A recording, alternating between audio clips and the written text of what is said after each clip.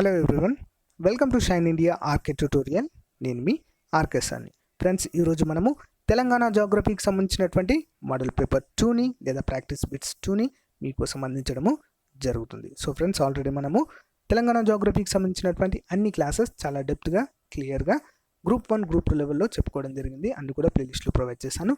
So friends, వాటిని చూసిన తర్వాత ప్రాక్టీస్ పరంగా లేదా రివిజన్ పరంగా ఈ యొక్క మోడల్ పేపర్స్ని చూడండి ఫ్రెండ్స్. మీకు చాలా ఈజీ అవుతుంది ఎగ్జామ్ పాయింట్ ఆఫ్ వ్యూలో. మీకు కనుక నచ్చినట్లయితే మీ ఫ్రెండ్స్కి షేర్ చేయండి. ఓకేనా ఫ్రెండ్స్, క్లాస్లోకి వెళ్దాం. మొదటి క్వశ్చన్, తెలంగాణ రాష్ట్రం యొక్క పూర్తి వైశాల్యము ఎంత? ఆన్సర్ ఆప్షన్ 2, 112.07 లక్షల హెక్టార్లు. నెక్స్ట్ వన్, తెలంగాణ రాష్ట్రం మొత్తంలో అటవీ విస్తీర్ణము ఎంత శాతంగా ఉంది? ఆన్సర్ ఆప్షన్ 3, 24.07గా నమోదవడం జరిగింది.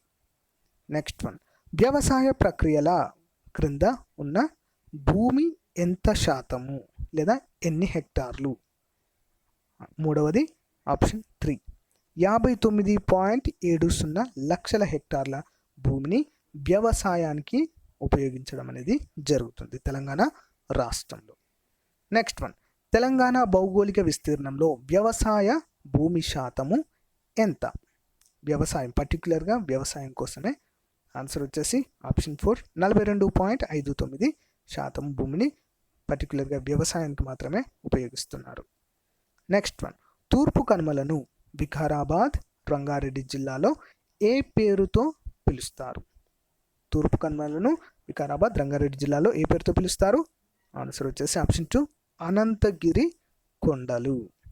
నెక్స్ట్ వన్, తూర్పు కనుమలను నల్గొండ, సూర్యాపేట జిల్లాలో ఏ పేరుతో పిలుస్తారు?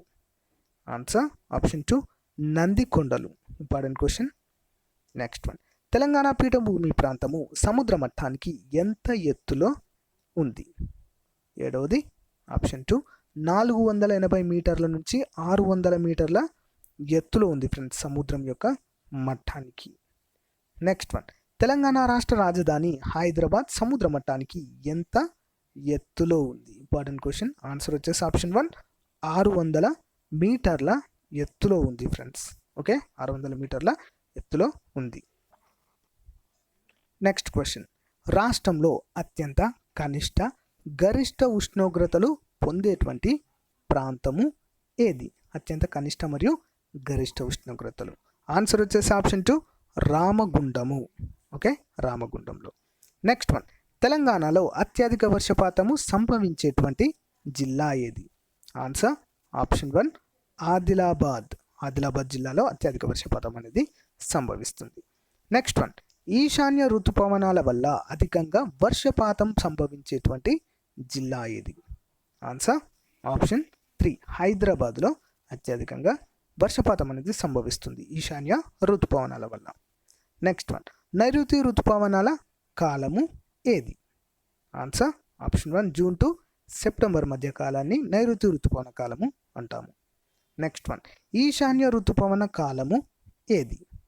ఐదవది ఆప్షన్ 3, అక్టోబర్ నుండి డిసెంబర్ మధ్య కాలంలో ఈశాన్య ఋతుపవన కాలం అనే పేరుతో పిలుస్తాము. అక్టోబర్ టు డిసెంబర్ మధ్య కాలాన్ని. నెక్స్ట్ వన్, తెలంగాణలో నైరుతి ఋతుపవనాల వల్ల ఎంత శాతం వర్షపాతం అనేది కురుస్తుంది? తెలంగాణలో నైరుతి ఋతుపవనాల వల్ల ఎంత శాతం వర్షపాతము కురుస్తుంది? ఆరవది ఆప్షన్ 1, 80%. నెక్స్ట్ వన్, తెలంగాణలో ఈశాన్య ఋతుపవనాల వల్ల ఎంత శాతము వర్షపాతము కురుస్తుంది? ఏడవది ఆప్షన్ 2, 20%.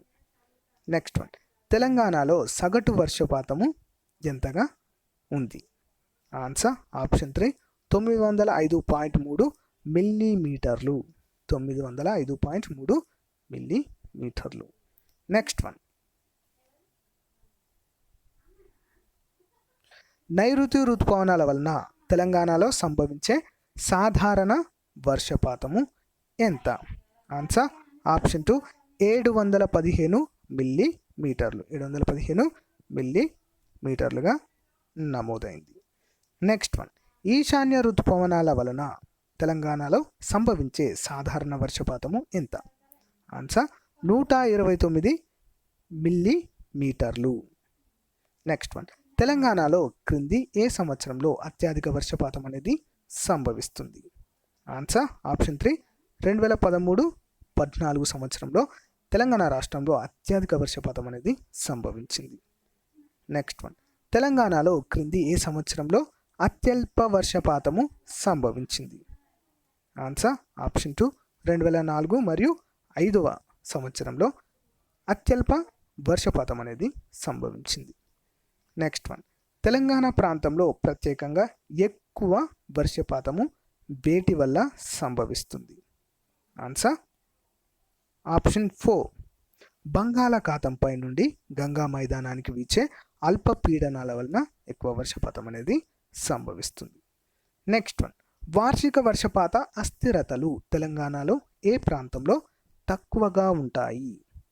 ఆన్సర్ ఆప్షన్ 1 తెలంగాణ ఉత్తర వాయువ్య ప్రాంతాలలో తెలంగాణ ప్రాంతంలోనే అతి తక్కువ వర్షపాత అస్థిరతలు అనేవి ఉంటాయి ఫ్రెండ్స్ ప్రతి సంవత్సరం కూడా.